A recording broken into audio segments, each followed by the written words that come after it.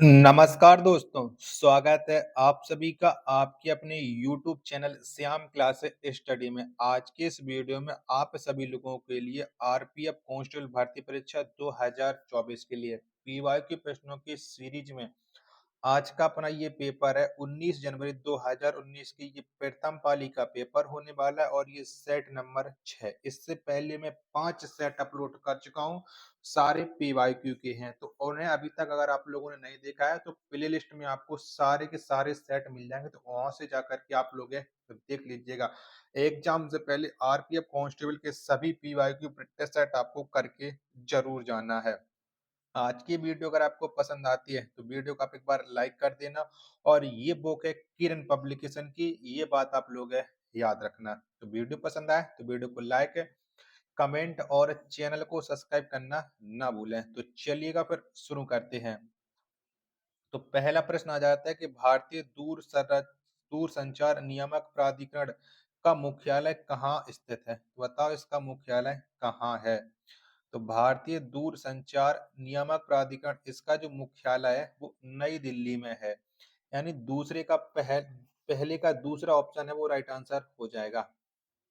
चलिएगा अगला प्रश्न आ जाता है प्रश्न संख्या 2 है आपके सामने कि जिस धन को भूमि, भवन, मशीन और अन्य उपकरण जैसी परिसंपत्तियों को खरीदने के लिए खर्च किया जाता है उसे क्या कहते हैं। बताओ उसे क्या कहा जाता है। प्रश्न संख्या दूसरे का आंसर आपको बताना है कि दूसरे का राइट आंसर क्या हो जाएगा। तो फटाफट से बताओ। चलिएगा तो दूसरे का जितने लोग कह रहा है निवेश, पहला ऑप्शन राइट आंसर हो जाएगा। तीसरा प्रश्न आ जाता है कि निम्न में से क्या भारत के संविधान की प्रस्तावना का भाग नहीं है। तो बताओ कौन नहीं है। तीन का राइट आंसर क्या हो जाएगा। तो राष्ट्रीय ध्वज, ये भारत के संविधान की प्रस्तावना का भाग नहीं है। तीन का दूसरा ऑप्शन करेक्ट आंसर हो जाएगा। चौथा प्रश्न आ जाता है कि फार्मूला वन में चालकों को महत्वपूर्ण संदेश देने के लिए विभिन्न रंगों के ध्वजों का प्रयोग किया जाता है। सफेद ध्वज किससे इंगित करती है। तो सफेद ध्वज का संबंध किससे है ये आपको बताना। चलिएगा इस प्रश्न के थोड़े ऑप्शन बड़े हैं ना, थोड़े मैं झूम करके छोटा कर देता हूँ जिससे आपको प्रश्न संख्या 4 के सभी ऑप्शन आराम से दिख जाए। तो सफेद ध्वज का मतलब होता है ट्रैक पर धीमी गति से चलने वाले वाहन को चेतावनी। तीसरा ऑप्शन राइट आंसर हो जाएगा। चलिएगा पांचवा प्रश्न आ जाता है कि जबलपुर शहर किस नदी के किनारे स्थित है। तो जो जबलपुर शहर है ये नर्मदा नदी के तट पर स्थित है। पांच का चौथा ऑप्शन राइट आंसर हो जाएगा। छठवां प्रश्न आ जाता है कि महिला और बाल विकास मंत्रालय में वर्तमान में मंत्रिमंडल सदस्य कौन है। तो ये उस टाइम के जब 2019 में पूछा गया था तो उस समय कौन थे। तो उस समय थी श्रीमती मेनका संजय गांधी। यानी तीसरा ऑप्शन राइट आंसर हो जाएगा। सातवां प्रश्न है आपके सामने कि भारत के प्रथम मुस्लिम राष्ट्रपति कौन है। तो बताओ कौन है भारत के प्रथम मुस्लिम राष्ट्रपति। प्रश्न संख्या 7 के चारों ऑप्शन आपकी स्क्रीन पर है, शो रहे हैं। तो ये थे डॉक्टर जाकिर हुसैन, भारत के प्रथम मुस्लिम राष्ट्रपति। 7 का तीसरा ऑप्शन राइट आंसर हो जाएगा। आठवां प्रश्न है कि राष्ट्रीय कैडेट के संस्थापक कौन है। तो बताओ कौन है। तो राष्ट्रीय कैडेट के जो संस्थापक हैं वो है हृदयनाथ कुरुंजू। यानी 8 का पहला ऑप्शन राइट आंसर हो जाएगा। नौवां प्रश्न आ जाता है कौन सा देश प्राकृतिक रबड़ का सबसे बड़ा उत्पादक है। तो बताओ कौन सा है। तो प्राकृतिक रबड़ का जो सबसे बड़ा उत्पादक देश है वो है थाईलैंड। 9 का तीसरा ऑप्शन राइट आंसर हो जाएगा। 10वां प्रश्न आ जाता है कि माइकल जॉर्डन किस खेल से संबद्ध हैं। तो बताओ माइकल जॉर्डन का संबंध है वो कौन से खेल से है। 10 का राइट आंसर क्या हो जाएगा। तो इनका संबंध है बास्केटबॉल से। 10 का दूसरा ऑप्शन करेक्ट आंसर हो जाएगा। 11वां प्रश्न आ जाता है अगस्टा मास्टर ट्रॉफी किस खेल से संबंधित है। तो कौन से खेल से संबंध रखती है ये अगस्टा मास्टर ट्रॉफी। 11 का आंसर आपको बताना है। तो इसका संबंध गोल्फ से। 11 का पहला ऑप्शन करेक्ट आंसर हो जाएगा। 12वां प्रश्न आ जाता है कि भारत में निम्न में से कौन सी भाषा किसी भी राज्य की राजभाषा नहीं है। तो कौन सी नहीं है। तो किसी भी राज्य की जो राजभाषा है वो खासी नहीं है। 12 का ऑप्शन संख्या 4 इसका राइट आंसर हो जाएगा। 13वां प्रश्न आ जाता है कि अरुणाचल प्रदेश का राजधानी शहर कौन सा है। बताओ अरुणाचल प्रदेश की राजधानी कौन सी हो जाएगी। तो ये हो जाएगी ईटानगर। 13 का ऑप्शन संख्या 4 इसका राइट आंसर हो जाएगा। पांचवा प्रश्न है आपके सामने कि ई शासन में G2E से क्या तात्पर्य है? तो बताओ G2E से क्या मतलब हो जाएगा? चौधरा का राइट आंसर क्या हो जाएगा? तो इसका मतलब होता है गवर्नमेंट टू एम्प्लॉय। चौधरा का दूसरा ऑप्शन राइट आंसर हो जाएगा। 15वां प्रश्न है आपके सामने कि बौद्ध धर्म का प्रतीक धम्म चक्र परिवर्तन क्या दर्शाता है? बताओ क्या दर्शाता है? तो ये दर्शाता है प्रथम उपदेश, यानी 15 का पहला ऑप्शन राइट आंसर हो जाएगा। चलिएगा, जब तक आप लोग वीडियो को लाइक करके चैनल को आप लोग जरूर सब्सक्राइब कर लीजिएगा। 16वां प्रश्न आ जाता है कि फास्फोरस के लिए प्रतीक क्या है, यानी फास्फोरस का प्रतीक क्या है, ये आपको बताना है। 16 का राइट आंसर क्या हो जाएगा? तो जितने भी लोग बता रहे हैं फास्फोरस का प्रतीक पी, 16 का ऑप्शन संख्या 4 देने वालों का राइट आंसर हो जाएगा। 7वां नंबर का प्रश्न है कि भारत के प्रधानमंत्री को शपथ कौन दिलवाता है? तो कौन दिलवाता है? तो भारत के प्रधानमंत्री को शपथ ये हमारे देश के राष्ट्रपति दिलवाते हैं। जितने भी लोग हैं, चौथा ऑप्शन दे रहा है 17 का, उनका राइट आंसर हो जाएगा। 18वां प्रश्न है घनत्व की एसआई इकाई क्या है? तो क्या है? तो घनत्व की जो एसआई इकाई है वो है kgm माइनस की पावर 3। 18 का दूसरा ऑप्शन राइट आंसर हो जाएगा। 19वां प्रश्न के पानीपत का द्वितीय युद्ध कब हुआ था? बताओ कब हुआ था? तो जो पानीपत का द्वितीय युद्ध है वो 1556 एडी में हुआ था। 19 का चौथा ऑप्शन राइट आंसर हो जाएगा। 20वां प्रश्न है आपके सामने कि पीपीएफ का पूर्ण रूप क्या है? बताओ क्या है? तो पीपीएफ का जो फुल फॉर्म है वो हो जाएगा पब्लिक प्रोविडेंट फंड, यानी 20 का तीसरा ऑप्शन देने वालों का सभी का करेक्ट आंसर हो जाएगा। 21वां प्रश्न है आपके सामने कि संसद सदस्य राधे श्याम विश्वसैया किस राज्य से हैं? तो बताओ ये कौन से राज्य से संबंध रखते हैं? राधे श्याम विश्वास, तो इनका जो संबंध है वो है असम राज्य से। 21 का पहला ऑप्शन करेक्ट आंसर हो जाएगा। 22वां प्रश्न आ जाता है गोवा का लोक नृत्य क्या है? बताओ इनमें से गोवा का कौन सा लोक नृत्य है? तो मांडो ये गोवा का लोक नृत्य है। 22 का पहला ऑप्शन राइट आंसर हो जाएगा। 23वां प्रश्न आ जाता है आपके सामने कि भारत के संविधान की किस अनुसूची के अंतर्गत राज्यों के नाम और उनका प्रादेशिक अधिकार क्षेत्र आता है? तो ये कौन से अनुसूची के अंतर्गत आते हैं? तो ये आते हैं प्रथम अनुसूची के अंतर्गत है। 23 का चौथा ऑप्शन राइट आंसर हो जाएगा। 24वां प्रश्न आ जाता है कांच, साबुन और कागज उद्योग में निम्न में से किसका प्रयोग किया जाता है? बताओ इनमें से किसका प्रयोग होता है? 24 का आंसर आपको देना है। तो इनमें से किया जाता है सोडियम कार्बोनेट का प्रयोग। 24 का पहला ऑप्शन राइट आंसर हो जाएगा। चलेगा, अगला प्रश्न है प्रश्न संख्या 25 है हम्पी में स्मारक चिन्हों का समूह विश्व विरासत स्थल किस राज्य में स्थित है? तो बताओ ये कौन से राज्य में स्थित है? 25 का आंसर आपको देना है कि 25 का राइट आंसर क्या हो जाएगा? तो ये स्थित है कर्नाटक में। 25 का दूसरा ऑप्शन देने वालों का राइट आंसर हो जाएगा। 26वां प्रश्न आ जाता है कि निम्न में से क्या संघ शासित प्रदेश नहीं है? तो बताओ इनमें से कौन सा है जो संघ शासित प्रदेश नहीं है? 26 का राइट आंसर क्या हो जाएगा? तो ये त्रिपुरा नहीं है। 26 का ऑप्शन संख्या 4 इसका राइट आंसर हो जाएगा। 27वां प्रश्न है कि मैग्नीशियम हाइड्रोक्साइड के लिए रासायनिक सूत्र क्या है? बताओ क्या है? तो मैग्नीशियम हाइड्रोक्साइड के लिए जो रासायनिक सूत्र है वो है MgOH की पावर 2। 27 का दूसरा ऑप्शन है वो राइट आंसर हो जाएगा। 28वां प्रश्न आ जाता है कि बर्फ का अपवर्तनांक सूचकांक क्या है? तो बताओ कितना हो जाएगा बर्फ का अपवर्तनांक? 28 का राइट आंसर क्या हो जाएगा? तो बर्फ का अपवर्तनांक होता है 1.31, यानी 28 का पहला ऑप्शन वालों का राइट आंसर हो जाएगा।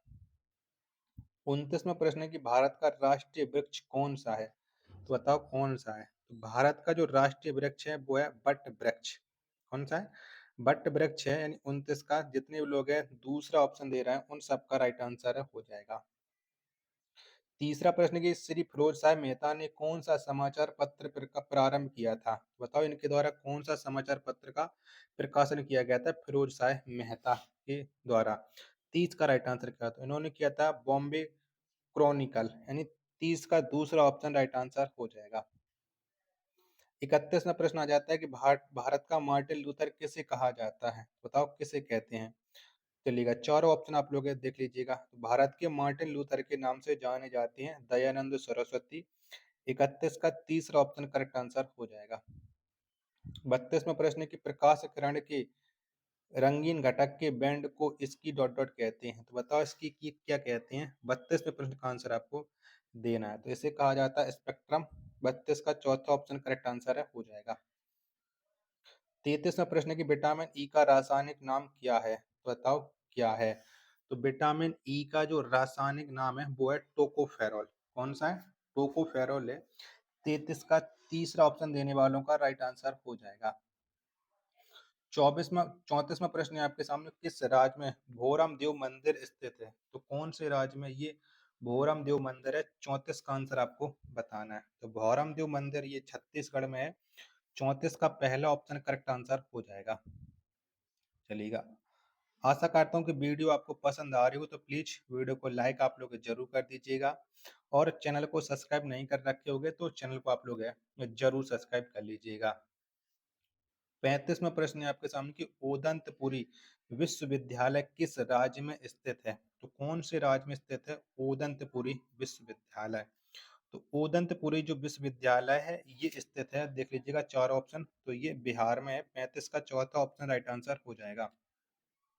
36वां प्रश्न आ जाता है कि जापान की राजधानी क्या है, तो बताओ कौन सी है। तो जापान की जो राजधानी है वो है टोक्यो। 36 का तीसरा ऑप्शन राइट आंसर हो जाएगा। 37वां प्रश्न आता है कि डीवाई पाटिल स्टेडियम कहाँ स्थित है, तो बताओ कहाँ पर है। 37 का राइट आंसर क्या हो जाएगा। तो जो डीवाई पाटिल स्टेडियम है ये स्टेडियम स्थित है मुंबई में। 37 का पहला ऑप्शन करेक्ट आंसर हो जाएगा। 38वां प्रश्न आ जाता है कि मकड़ी के अध्ययन को क्या कहते हैं, तो बताओ क्या कहा जाता है। तो मकड़ी के अध्ययन को ऑर्किनोलॉजी कहा जाता है। 38 का ऑप्शन संख्या 4 इसका राइट आंसर है, हो जाएगा। 39वां प्रश्न है आपके सामने कि यूनाइटेड किंगडम की मुद्रा का क्या नाम है, बताओ क्या है। तो यूनाइटेड किंगडम की जो मुद्रा है इसका नाम है पौंड स्टारलिंग। 39 का चौथा ऑप्शन राइट आंसर हो जाएगा। 40वां प्रश्न है कि रेत से बने स्थान और समुद्र के भीतर जमीन की पट्टी द्वारा समुद्र से अलग हुए क्षारीय पानी की झील को क्या कहते हैं, तो बताओ इसे क्या कहा जाता है। 40 का आंसर आपको देना है, तो इसे कहा जाता है लेगून। तीसरा ऑप्शन राइट आंसर है, हो जाएगा। 41वां प्रश्न है आपके सामने, कुत्ते में गुणसूत्रों की संख्या कितनी होती है, बताओ कितनी होती है। तो कुत्ते में जो गुणसूत्रों की संख्या होती है वो होती है 39 जोड़ी। 41 का चौथा ऑप्शन देने वाले सभी लोगों का राइट आंसर है, हो जाएगा। 42वां प्रश्न आ जाता है कि निम्न में से किस ग्रह को युद्ध का रोमन देवता कहा जाता है, बताओ किस ग्रह को कहा जाता है। तो युद्ध का रोमन देवता के नाम से ये जाना जाता है मंगल ग्रह। 42 का चौथा ऑप्शन राइट आंसर हो जाएगा। 43वां प्रश्न आ जाता है कि संविधान सभा की कार्यकारिणी क्रिम समिति के अध्यक्ष कौन थे, तो इस समिति के अध्यक्ष कौन थे। प्रश्न संख्या 43 का आंसर आपको देना है, तो इसके जो अध्यक्ष थे वो थे के एम मुंशी। तीसरा ऑप्शन राइट आंसर है, हो जाएगा। 44वां प्रश्न की रूपकुंड झील किस राज्य में स्थित है, तो कौन से राज्य में ये रूपकुंड झील है। तो रूपकुंड झील ये उत्तराखंड राज्य में है। 44 का चौथा ऑप्शन करेक्ट आंसर हो जाएगा। चलिएगा, आशा करता हूँ आपको वीडियो पसंद आ रही हो, तो प्लीज वीडियो को आप लोग लाइक जरूर कर दीजिएगा। 45वां प्रश्न, खेल कूद में ITT ऐप का पूर्ण रूप क्या है, तो बताओ इसका फुल फॉर्म क्या हो जाएगा। तो ITT ऐप का जो फुल फॉर्म है वो हो जाता है इंटरनेशनल टेबल टेनिस फेडरेशन। 45 का पहला ऑप्शन करेक्ट आंसर हो जाएगा। 46वां प्रश्न आ जाता है कि मध्य प्रदेश में निम्न में से कौन सा बाघ अभ्यारण्य स्थित है, बताओ इनमें से कौन सा है। तो मध्य प्रदेश में जो बाघ या अभ्यारण्य स्थित है इन चारों ऑप्शन के अकॉर्डिंग है वो है पन्ना राष्ट्रीय उद्यान। पहला ऑप्शन करेक्ट आंसर हो जाएगा प्रश्न संख्या 46 का। 47वां प्रश्न है कि पृथ्वी का बड़ा तटस्थ उपग्रह कौन सा है, बताओ कौन सा है। तो पृथ्वी का बड़ा तटस्थ उपग्रह है ये है चंद्र। यानी 47 का चौथा ऑप्शन राइट आंसर हो जाएगा।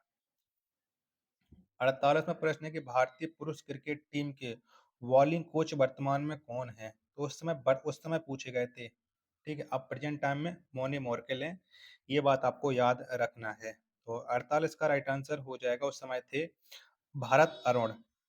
48 का तीसरा ऑप्शन राइट आंसर हो जाएगा। 49वां प्रश्न है कि दिहांग दिबांग जैव मंडल कहाँ स्थित है। तो दिहांग दिबांग जो जैव मंडल है ये स्थित है अरुणाचल प्रदेश में। 49 का चौथा ऑप्शन राइट आंसर है, हो जाएगा। 50वां प्रश्न है आपके सामने कि 8वीं पंचवर्षीय योजना की अवधि क्या है? बताओ कितनी है? तो 8वीं पंचवर्षीय योजना की जो अवधि है वो 1992 से 1997 तक है। पहला ऑप्शन है वो राइट आंसर हो जाएगा। चलिएगा, आशा करता हूँ आज का ये अपना प्रश्न सेट नंबर 6 जरूर पसंद आया होगा। तो वीडियो को आप एक बार लाइक करके चैनल को आप लोग जरूर सब्सक्राइब कर लीजिएगा। मिलते पर अपने एक और नेक्स्ट वीडियो के साथ, तब तक के लिए धन्यवाद। जय हिंद, वंदे मातरम।